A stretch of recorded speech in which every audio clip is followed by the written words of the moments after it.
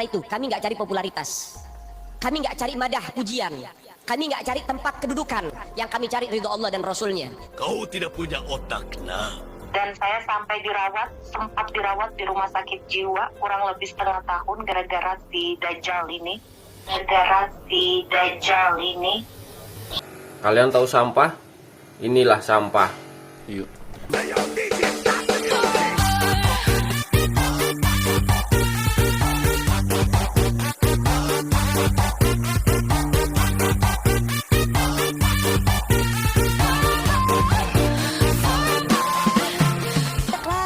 Dari kalangan para dzurriyyat Nabi Muhammad SAW yang jasanya besar di Indonesia, tapi kita nggak ada yang tahu. Kenapa? Karena itu kami nggak cari popularitas, kami nggak cari madah pujian, kami nggak cari tempat kedudukan, yang kami cari ridho Allah dan Rasulnya. Dobol. Lagi dari kalangan para dzurriyyat Nabi Muhammad SAW yang jasanya besar di Indonesia, tapi kita nggak ada yang tahu. Kenapa? Karena itu kami nggak cari popularitas, kami nggak cari madah pujian, kami nggak cari tempat kedudukan, yang kami cari ridho Allah dan Rasulnya. Sehingga hal ini perlu diungkap, saudara sekalian. Saya akan belak-belakan di sini. Yang pertama, selama menikah saya sering dipaksa menonton video porno setiap kali hendak berhubungan suami istri. 1. 2. Saya selalu dipaksa menyiapkan alat kontrasepsi, kondom, pil KB setiap kali sebelum berhubungan suami istri. Jika tidak, saya tidak akan diberi nafkah batin.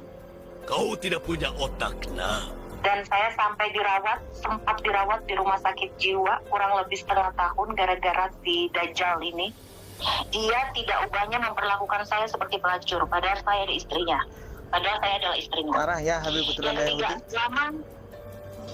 Yang ketiga, selama 2 tahun menikah saya dilarang untuk hamil dan hal ini perlu diungkap, saudara sekalian. Dihamili berkali-kali. Dia memperlakukan saya tidak ubahnya seperti budak seks.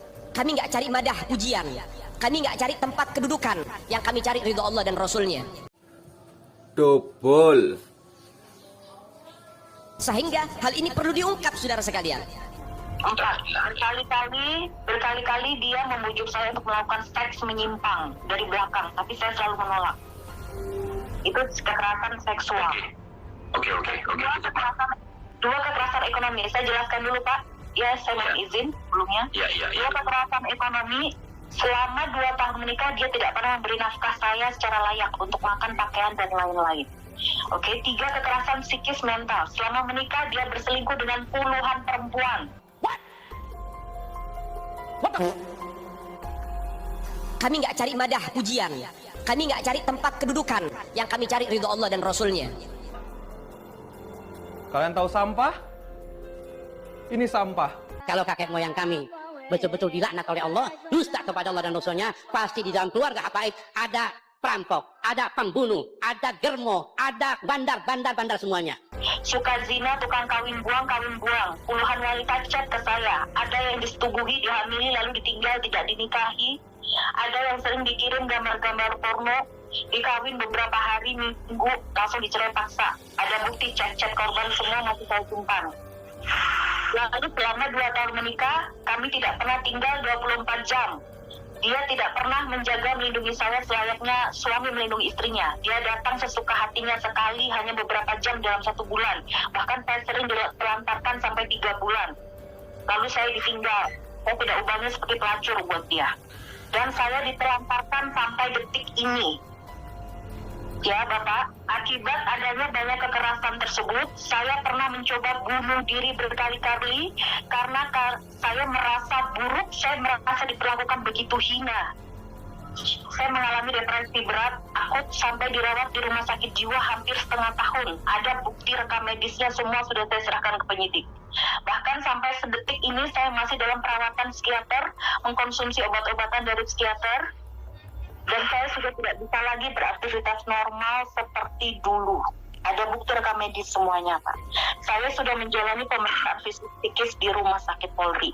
Saya sudah melaporkan kekerasan tersebut pada Komnas Perempuan, pihak berwajib Polres Metro Bekasi. Bahkan beberapa waktu lalu Polres Metro Bekasi sudah diberikan surat secara khusus oleh Komnas Perempuan untuk segera memproses kasus ini dengan cepat. Iya, Mbak. Itu. Iya, Mbak. Bapak, gambarannya seperti itu ya. Baik, nanti saya sampaikan kepada ketum. Kemudian nanti saya minta kepada ketum ketum untuk segera mengumpulkan tim advokasi dari PWLS ya. Kemudian nanti saya akan kabari ke Mbak kapan dan di mana kita akan ketemu di Tangerang ya, tempatnya di sekitar Tangerang ya maunya Mbak ya. Ya, iya. Ya, nanti di sana ada sekretariat kita kok Mbak di sana. Itu jadi lebih baik ketemunya di sekretariat aja gitu kan, karena satu faktor lebih keamanan kepada Mbaknya sendiri. Gitu. Kalau Mbak Cleopatra sama ya, kurang lebih seperti itu ya. Mbak Cleo udah keluar kayaknya, Pak. Udah keluar. Nanti kalau masalah Pak Cleopatra nanti saya jelaskan ke Gus ya. Tadi soalnya beliau udah cerita semua sama saya.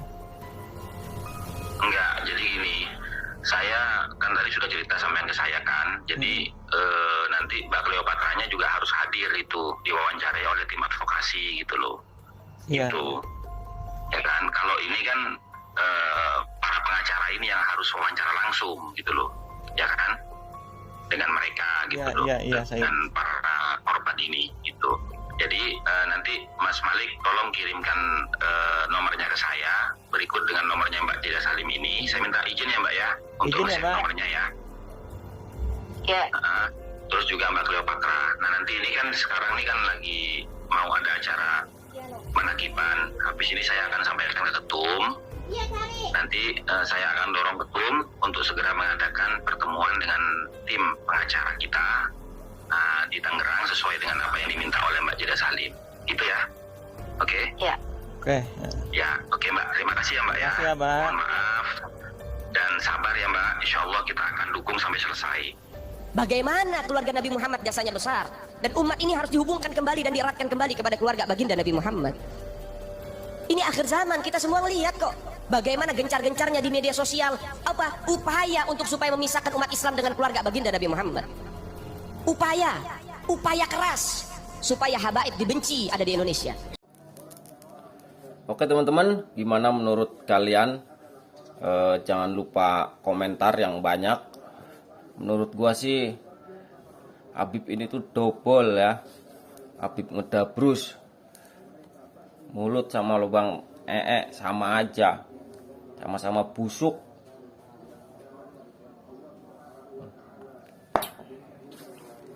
Jangan lupa tulis komentar kalian yang banyak teman-teman.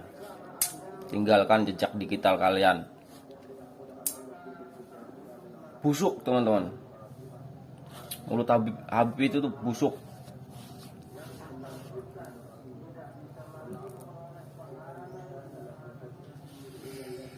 Kata sang istri itu Habib, dia itu dajjal ya, mirip dajjal ya, Habib dajjal katanya.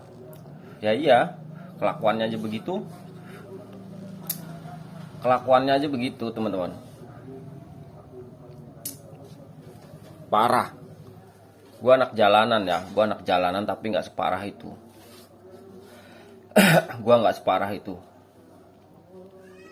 Tapi yang katanya turunan Nabi, cucu Nabi, kelakuannya mirip hewan, tahu nggak hewan?